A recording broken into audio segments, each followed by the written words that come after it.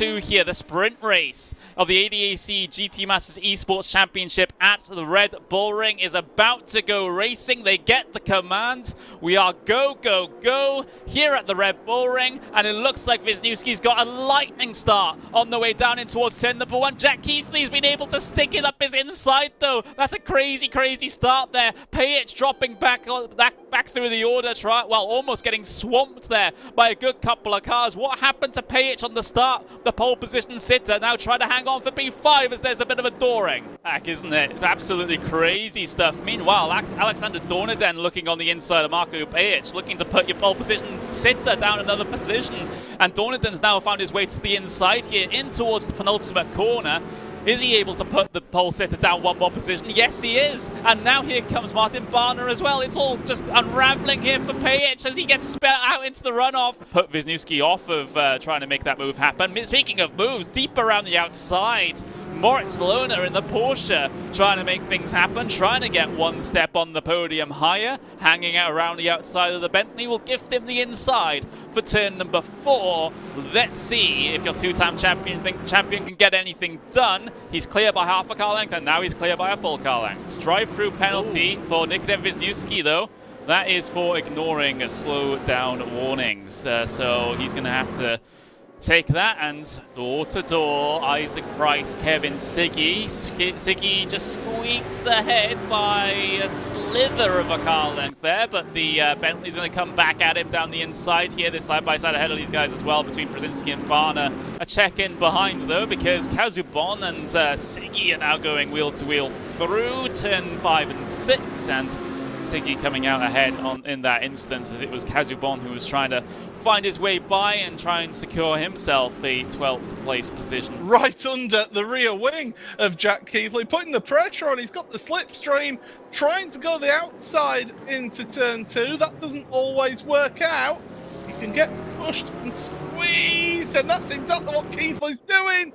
Moritz Löhner just 0.2 of a second behind Jack Keithley, and he's so much better on the brakes as well. Makes contact with Keithley into the corner. It's caused a bit of a chain reaction behind as well, as there's still an attempted scrap for P1 as well. Now it's wheel-to-wheel for P2 as Rietveld tries to get himself up onto the second step of the podium in the dying moments of this race. He's got the inside for turn 5, but can he swing it around the outside enough for turn 6? Yes, he can, and that's a couple of positions lost from Löhner, because Yarshall's found his way through, and now Dornaden's knocking on the door. It's turn 3 in just a couple of moments' time as Rietveld looks to the outside again. Another defensive line from Jack Keithley as there's been a move being made in the background as Löhner tries to work his way through, but it looks like Rietveld's overcommitted to the corner and has now allowed Tim Yarshall to get through up into P2 now as they go side by side, Dornaden and Löhner behind. Upside down sliding across the finish line, I think, is going to be the way they go. Löhner to the outside. It's not going to work out this time, and he's forced wide in all of that. And here comes Brzezinski now. This is Yarshall's best run that he's had. Here comes Keithley defending the inside. Yarshall trying to find a line through. There's a little bit of contact through the apex of the corner here. Has Yarshall got any sort of run coming off the corner to make something happen into turn 3? I don't think he has. It ends like this then. Jack Keithley leads them through the final corner to win the sprint race here at the Red Bull Ring after a stellar performance from all of your top 6 drivers. Jack Keithley wins from Yarshall, from Rietveld, from Dornaden, from Löhner. What could have been for Löhner, though? He went from battling for the lead to battling for 4th and 5th place there. Coming into the first lap here, they get the start command. We're endurance racing here at the Red Bull Ring, and immediately we'll see ourselves 3 wide for the top couple of positions there. Just briefly, they transition to 2x2, coming through to turn number 1. Florian Hasse just about getting half a car length ahead for the race lead. Barner and the Bentleys looking around the outside, 3 wide for the race lead on the first lap of the endurance race, and they keep it together. Hasse ahead. He's got himself the race lead. That to the outside, 3 wide through 3. That doesn't work, guys. And oh, a bit of bumping and barging. Banky loses the position to Barner, and now is under pressure from Brzezinski. Brzezinski, though, putting the pressure on into turn number 3. These laps will come thick and fast. And in fact, making the move around the outside, and Dornaden really looked unsettled through that corner, but able to carry on. And Banky is really holding up this queue of traffic. And Brzezinski is getting a little bit more desperate. He knows that he can move forward and has the pace in the car. Not able to do it so far. Duck back in line, a big defensive move all the way to the pit wall. What's going on back here between Yarshel and Keithley? As Yarshel almost put Keithley into the pit wall there. That was almost Schumacher and Barrichello at the Hungaroring in 2010. There's a door bang. Oh, contact between the two of them. And well, Dornaden's going to say, oh, well, thank you. I'll take one place and possibly take 2 places there. You can see visibly just how much they've lost on the front 3 by all of this battling, and Banky still ends up in 4th place, but the 3 wide. What are you doing? This is a 40-minute race. Calm yourselves down. Moritz Löhner saying, oh well, I'll get involved in all of this as well.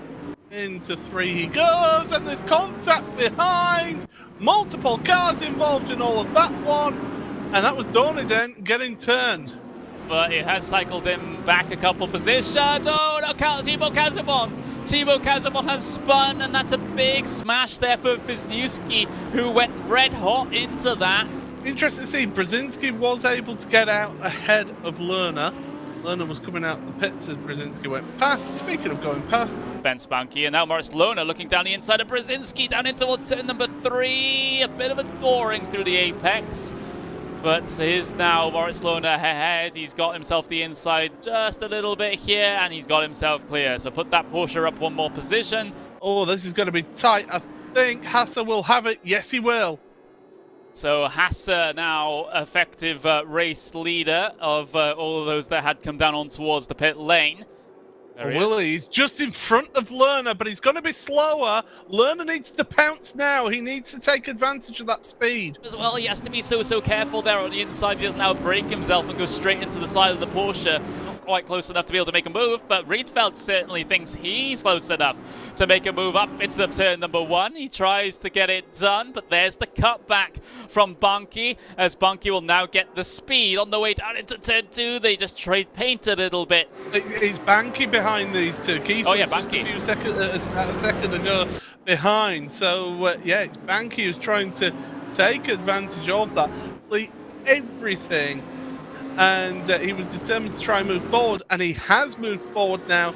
He gained 0.6 of a second on that last lap, did Rietveld. So that's because all of these guys were battling so hard, and they'll continue to do it on the way up the hill into turn 2. And now Löhner's found the inside over Gassner. He's going to get the slipstream from Hasse as well. Hasse can really dictate who gets the slipstream and who doesn't here. He gives it to Löhner to try and get him by here, as he's found his way down the inside there, and he gains the position. I have to wonder. He's going to come off of pit lane now. There he is. It looks like he is going to file back out into that battle. He's straight into it, in fact, coming off the pit lane. Oh, Dornaden just about holds on to it with a big slide coming through the first turn there, and Pejic just slots in behind Brzezinski.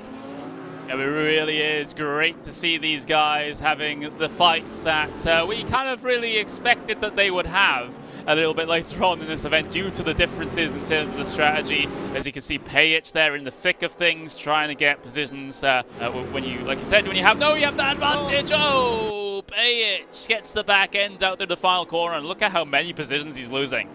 He certainly is, and the driver who was on pole position, look at that, to the inside. He's going to be compromised on the exit. This is where Rietveld needs to take advantage now. He'll have the speed advantage heading up towards turn 2, and Gassner, he was compromised with that defensive move into 1, and that's where it could cost you a little bit of rubbing. Oh, they're battling with each other.